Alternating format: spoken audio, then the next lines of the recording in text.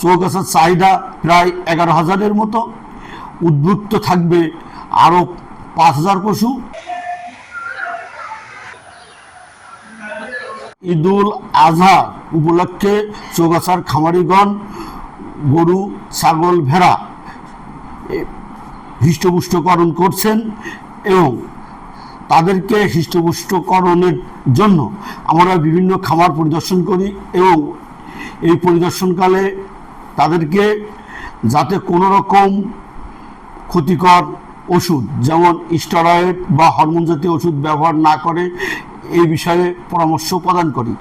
তাছাড়া আমরা উঠান বৈঠক এবং প্রশিক্ষণের মাধ্যমেও তাদেরকে সচেতন করি যাতে এই জাতীয় ওষুধ তারা ব্যবহার না করে এবং তাদের পশুগুলোকে নিরাপদ রাখে।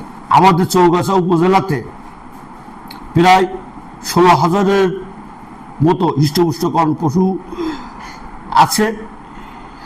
চৌগাছার চাহিদা প্রায় 11,000-এর মতো।